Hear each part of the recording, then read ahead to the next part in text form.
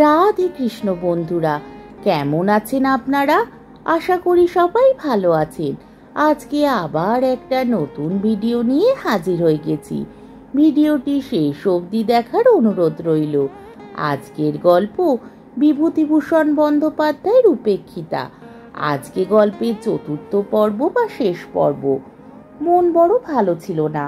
উপরের পথটা দিয়ে কয়েকদিন গেলুম। 10-12 দিন পরে নিচের পথটা দিয়ে যেতে যেতে একদিন বৌদিদির সঙ্গে দেখা। বৌদিদি একটু অভিমান প্রকাশ করলেন। বিমল বড় গুণের ভাই তো, আর 4-5 দিনের মধ্যে বোনটা বাঁচলো কি মলো তা খোঁজ করলে না। আমি বললুম, বৌদিদি, করলে সেটাই অস্বাভাবিক হতো। বোনেরাই ভাইদের জন্য কেঁদে মরে, ভাইদের দায় পড়েছে বোনেদের ভাবনা ভাবতে। দুনিয়া শুদ্ধ ভাই বোনেদেরই এই অবস্থা। বৌদিদি খিলখিল করে হেসে উঠলেন। এই তরুণীটির হাসিটি বালিকার মতো এমন মিষ্ট নির্মল যে এ শুধু লক্ষ্মী পূর্ণিমার রাতে জ্যোৎস্নার মতো উপভোগ করবার জিনিস, বর্ণনা করবার নয়। বললে, তা জানি, নাও, আর গুমর করতে হবে না। সে গুণ যে তোমাদের আছে তা কি আমরা ভেতরে ভেতরে বুঝি না? কিন্তু বুঝে কি করব, উপায় নেই। হ্যাঁ, তা সত্যি সত্যি মাকে কবে আনছো? আমার কাজ ছেড়ে দেওয়ার কথা আমি বৌদিদিকে কিছু বলিনি। সে কথা বললে যে তিনি মনে অত্যন্ত আঘাত পাবেন এ আমি বুঝতে পেরেছিলুম। একবার ভাবলুম সেই তো জানাতেই হবে, একদিন বলে ফেলি। কিন্তু অমন সরল হাসি ভরা মুখ, অমন নিশ্চির শান্তির ভাব, বলতে বড় বাঁধল। মনে মনে বললুম, তোমরা কেবল বুঝি স্নেহ ঢেলে দিতেই জানো। তোমাদের স্নেহপাত্রদের বিদায়ের বাজনা যে বেজে উঠেছে এ সম্বন্ধে এরকম অজ্ঞান কেন?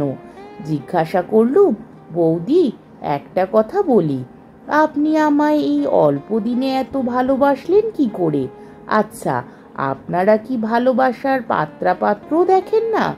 আমি কে বৌদি যে আমার জন্য এত করেন? বৌদিদের মুখ গম্ভীর হয়ে এলো। তার ওই এক বড় আশ্চর্য ছিল। মুখ গম্ভীর হলে প্রায় চোখে জল আসবে, জল কেটে গেলে তো আবার হাসি ফুটবে। শরতের আকাশে রোদ বৃষ্টি খেলার মতো। বললেন, এতদিন তোমায় বলিনি বিমল, আজ এই 5 বছর হলো আমারও ছোট ভাই আবার মায়া কাটিয়ে চলে গিয়েছে। তারও নাম ছিল বিমল। থাকলে সে তোমার মতো হতো এতদিন, আর তোমারই মতো দেখতে। তুমি যেদিন প্রথম এ রাস্তা দিয়ে যাও, তোমায় দেখেই আমার মনের মধ্যে সমুদ্র উঠলে উঠল। সেই দিন বাড়ি গিয়ে আপন মনে কত কেঁদেছিলুম।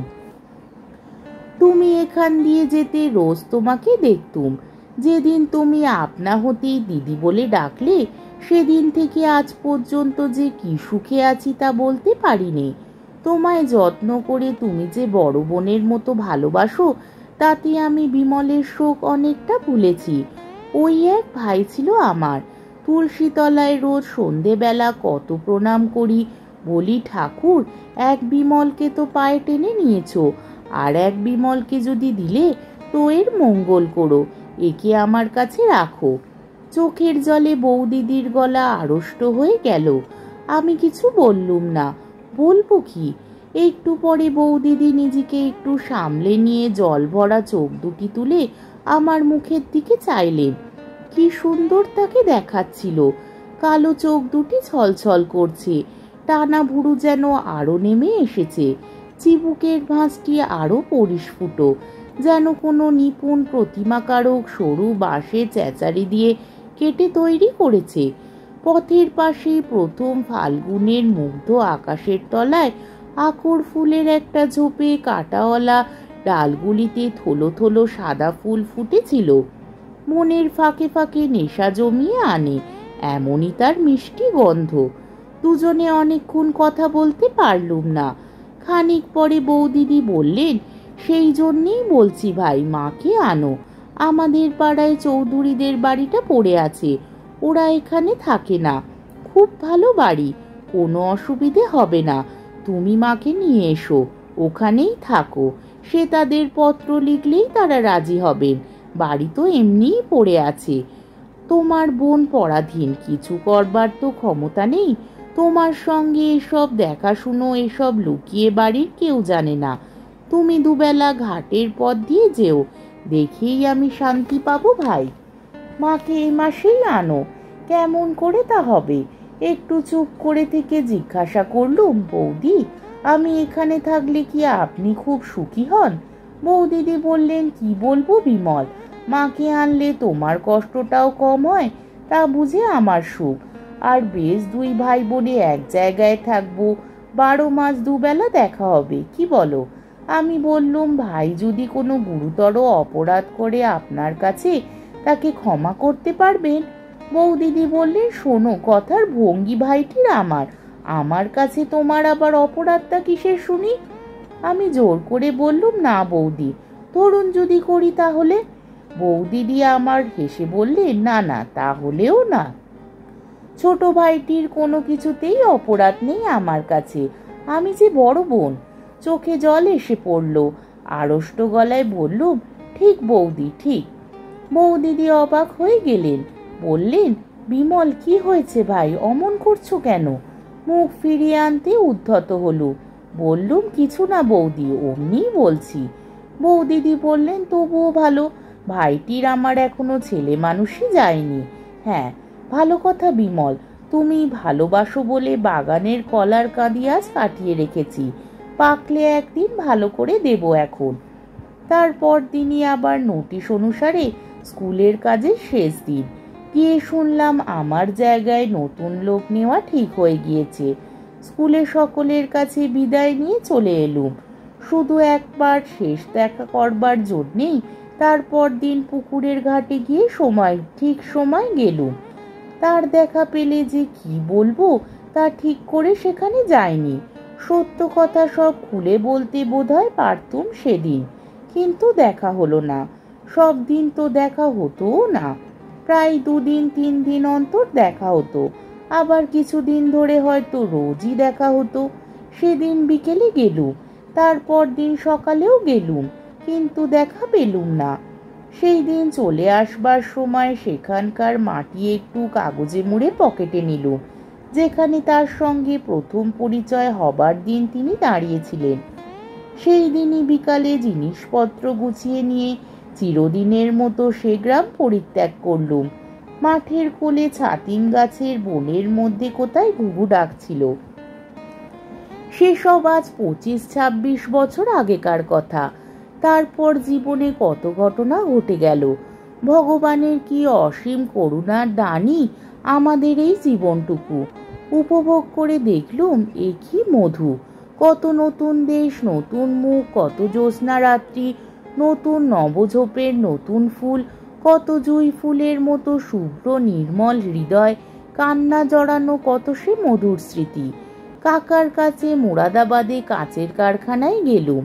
বছর খানেক পরে তারা আমায় পাঠিয়ে দিলে জার্মানিতে কাচের কাজ শিখতে। তারপর কলোয়ে গেলুম কাটা বেলোয়ারি কাচের কারখানায় কাজ শেখবার জন্যে। কলোয়ে অনেক দিন রইলুম। সেখানে থাকতে একজন আমেরিকান যুবকের সঙ্গে খুব বন্ধুত্ব হলো। তিনি ইলিনয় বিশ্ববিদ্যালয়ের গ্র্যাজুয়েট। শিকাগো ইন্টার ওশান কাগজে তিনি ফ্রান্স দেশত্ব সংবাদদাতা। কলোয়ে সব সময় না থাকলেও তিনি প্রায়ই ওখানে আসতেন। তারই পরামর্শে তার সঙ্গে আমেরিকায় গেলুম। তার সাহায্যে 2-3টে বড় বড় কাচের কারখানায় কাজ দেখাবার সুযোগ পেলাম।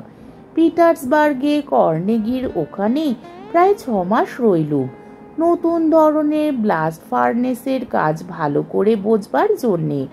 মিডল ওয়েস্টের একটা কাচের কারখানায় প্রভাত দেখি বসু বলে একজন বাঙালি যুবকের সঙ্গে দেখা হলো। তারও বাড়ি 24 পরগনা জেলায়। সে ভদ্রলোক নিঃসম্বলে জাপান থেকে আমেরিকায় গিয়ে মহা হাবুডুবু খাচ্ছিলেন। তারই মুখে শুনলুম সিয়াটেলে নতুন কাচের কারখানা খোলা হচ্ছে। আমি জাপান দিয়ে আসবো স্থির করেছিলুম, কাজেই আসবার সময় সিয়াটেল গেলুম। তারপর জাপান ঘুরে দেশে এলুম। মা ইতিমধ্যে মারা গিয়েছিলেন। ভাই দুটিকে নিয়ে গেলুম মোরাদাবাদে। বেশি দিন ওখানে থাকতে হলো না। বোম্বেতে বিয়ে করেছি। আমার শ্বশুর এখানে ডাক্তারি করতেন, সেই থেকে বোম্বে অঞ্চলেরই অধিবাসী হয়ে পড়েছি। বহুদিন বাংলাদেশে যায়নি, প্রায় 16-17 বছর হলো। বাংলাদেশের জল, মাটি, গাছপালার জন্যে মনটা তৃষিত আছে। তাই আজ সন্ধ্যার সময় সমুদ্রের ধারে বসে আমার সবুজ শাড়ি পরা বাংলা মায়ের কথাই ভাবছিলুম। রাজাবাই টাওয়ারের মাথার উপর এখনো একটু একটু রোদ আছে। বন্দরের নীল জলে মেসাজেরি মারুতি মদের একখানা জাহাজ দাঁড়িয়ে দাঁড়িয়ে ধোঁয়া ছাড়ছে। এখানে এক্ষুনি ছেড়ে যাবে। বাঁ ধারে খুব দূরে এলিফ্যান্টার নীল সীমারেখা। ভাবতে ভাবতে প্রথম যৌবনের একটা বিস্তৃত পায়ে ঝাপসা ছবি বড় স্পষ্ট হয়ে মনে এলো। 25 বছর পূর্বের এমনই এক সন্ধ্যায় দূর বাংলাদেশের এক নিভৃত পল্লী গ্রামের জীর্ণ শান বাঁধানো পুকুরের ঘাট বেয়ে উঠেছে আর্দ্র বাসনা তরুণী এক পল্লীবধূ। মাটির পথের বুকে বুকে লক্ষ্মী চরণ চিহ্নের মতো তার জলসিক্ত পা দুখানির রেখা আঁকা। আধার সন্ধ্যায় তার পথের ধারের বেণুকুঞ্জে লক্ষ্মী পেঁচা ডাকছে। তার স্নেহভরা পবিত্র বুকখানি বাইরের জগৎ সম্বন্ধে নিশ্চিন্ত অনিশ্চয়তায় ভরা। আম কাঁঠালের পনের মাথার উপরকার নীলাকাশে দু একটা নক্ষত্র উঠে সরলা স্নেহ দুর্বলা বধূটির ওপর সস্নেহ কৃপাদৃষ্টিতে চেয়ে আছে। তারপর এক শান্ত আঙিনায় তুলসী মঞ্চমূলে স্নেহস্নদের মঙ্গল প্রার্থিনী সে কোন প্রণাম নিরতা মাতৃমূর্তি, করুণা মাখা ও অশ্রু ছল ছল। ওগো লক্ষ্মী, ওগো স্নেহময়ী পল্লীবধূ, তুমি আজও কি আছো? এই সুদীর্ঘ 25 বছর পরে আজও তুমি কি সেই পুকুরের ভাঙা ঘাটে সেই রকম জল আনতে যাও? আজ সে কতকালের কথা হলো। তারপর জীবনে আবার কত কি দেখলুম, আবার কত কি পেলুম। আজ কতদিন পরে আবার তোমার কথা মনে পড়ল। তোমায় আবার দেখতে বড় ইচ্ছা করছে দিদিমণি। তুমি আজও কি আছো? মনে আসছে অনেক দূরের যেন কোনো খড়ের ঘর, মিটমিটে মাটির প্রদীপের আলো, মৌন সন্ধ্যা, নীরব ব্যথার অশ্রুশান্ত সৌন্দর্য, স্নেহমাখা রাঙা শাড়ির আঁচল। আরব সমুদ্রের জলে এমন করুণ সূর্যাস্ত কখনো হয়নি। আজকের গল্পটি এখানেই শেষ হলো। আমার ভিডিওটি যদি আপনাদের ভালো লেগে থাকে তাহলে আমাকে কমেন্টের মাধ্যমে আপনাদের মূল্যবান মতামত অবশ্যই জানাবেন এবং আমার ভিডিওটিকে লাইক ও শেয়ার করার ও আমার চ্যানেলটিকে সাবস্ক্রাইব করারও অনুরোধ রইল। তাহলে আজকের ভিডিওটা এই অবধি। পরের দিন আবার অন্য কোনো গল্প নিয়ে হাজির হয়ে যাব। ততক্ষণ পর্যন্ত আপনারা সবাই ভালো থাকবেন, সুস্থ থাকবেন, সাবধানে থাকবেন এবং আমার ভিডিওটি দেখতে থাকবেন। তাহলে আজকে আসি। রাধে কৃষ্ণ।